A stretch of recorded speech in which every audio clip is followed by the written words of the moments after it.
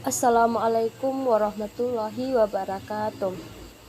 Baiklah, perkenalkan nama saya Desma Witri, NIM 1916010016. Baiklah, di sini saya pemateri pertama yang akan saya bahas yaitu tentang teknik pengambilan sampel dalam penelitian kualitatif. Yang pertama yaitu pengertian sampel dan teknik pengambilan sampel. Sampel merupakan bagian dari suatu populasi penelitian yang digunakan untuk menjawab hasil dari suatu penelitian. Sedangkan teknik pengambilan adalah cara atau metode yang digunakan dalam pengambilan sampel tersebut. Yang kedua, tujuan serta tahapan pengambilan sampel. Mengutip pada materi ajar yang dituliskan oleh Prof. Wayan Susila, pelajar dari Universitas Udayana, terdapat beberapa tujuan serta tahapan dari pengambilan sampel. Pengambilan sampel bertujuan untuk membantu peneliti dalam mengatasi keterbatasan-keterbatasan yang dapat peneliti jumpai di lapangan.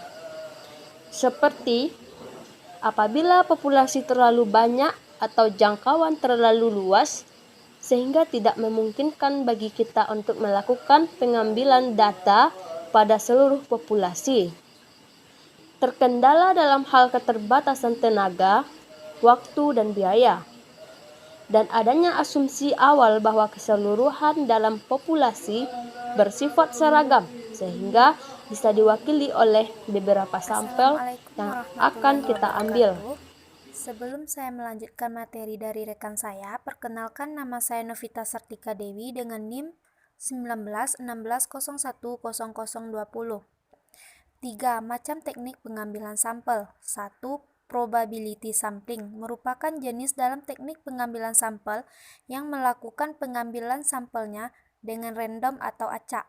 Metode ini memberikan seluruh anggota populasi kemungkinan atau probability atau kesempatan yang sama untuk menjadi sampel terpilih.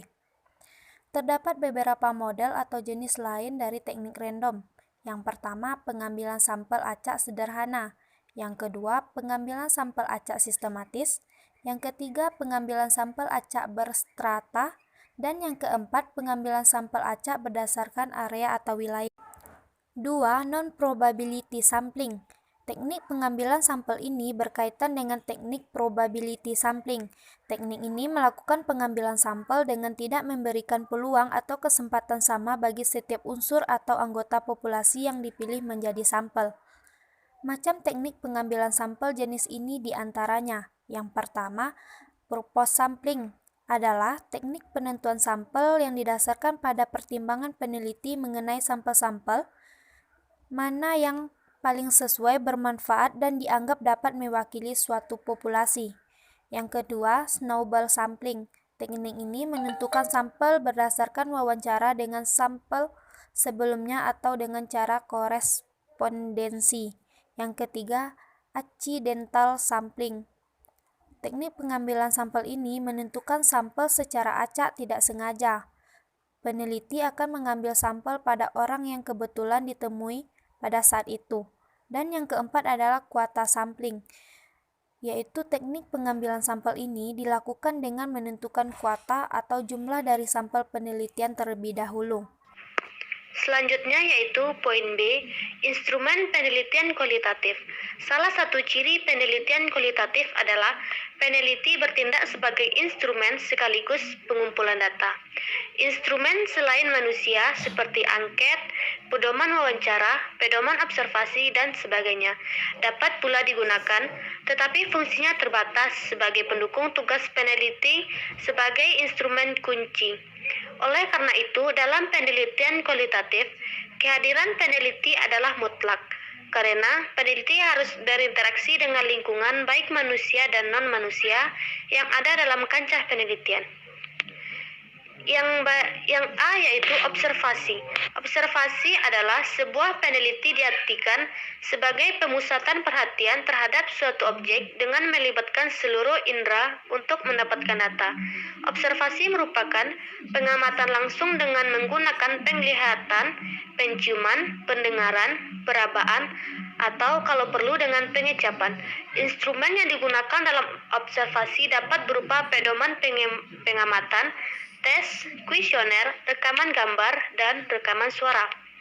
Menurut Bugin, yang dikutip oleh radio mengemukakan beberapa bentuk observasi, yaitu yang A, observasi partisipasi, yang B, observasi tidak terstruktur, yang C, observasi kelompok, yang D, observasi partisipasi.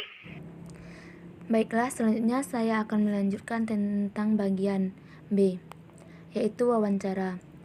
Wawancara adalah bentuk komunikasi antar dua orang yang melibatkan seseorang yang ingin memperoleh informasi dari seseorang lainnya dengan mengajukan pertanyaan-pertanyaan berdasarkan tujuan tertentu. Secara garis besar, wawancara dibedakan menjadi dua, yakni wawancara tak terstruktur dan wawancara terstruktur. Wawancara tak terstruktur sering juga disebut dengan wawancara mendalam, wawancara intensif, dan wawancara kualitatif ataupun wawancara terbuka. Sedangkan wawancara terstruktur sering juga disebut wawancara baku atau standardized interview, yang susunannya pertanyaan sudah ditetapkan sebelumnya atau biasanya tertulis dengan pilihan-pilihan jawaban yang juga sudah disediakan. Selanjutnya yaitu bagian C, yaitu dokumen. Bentuk instrumen dokumentasi terdiri atas dua macam, yaitu pedoman dokumentasi yang memuat garis-garis besar atau kategori yang akan dicari datanya, dan checklist yang memuat daftar variabel yang akan dikumpulkan datanya. Perbedaan antara kedua bentuk instrumen ini terletak pada intensitas gejala yang diteliti. Pada dokumentasi, peneliti cukup menuliskan tanda centeng dalam kolom gejala, sedangkan checklist peneliti memberikan tally pada setiap pemunculan gejala. Selanjutnya yaitu bagian D, yaitu triangulasi, yang mana Sugiono menyatakan bahwa teknik triangulasi adalah teknik pengumpulan data yang bersifat menggabungkan dari berbagai teknik yang ada dan sumber data yang ada. Maka sebenarnya peneliti telah melakukan pengujian kredibilitas data sekaligus mengumpulkan data. Dalam penelitian ini, peneliti menggunakan triangulasi teknik, yaitu peneliti melakukan teknik pengumpulan yang berbeda untuk mendapatkan data dari sumber yang sama. Sekianlah presentasi kami. Saya ucapkan terima kasih. Wassalamualaikum warahmatullahi wabarakatuh.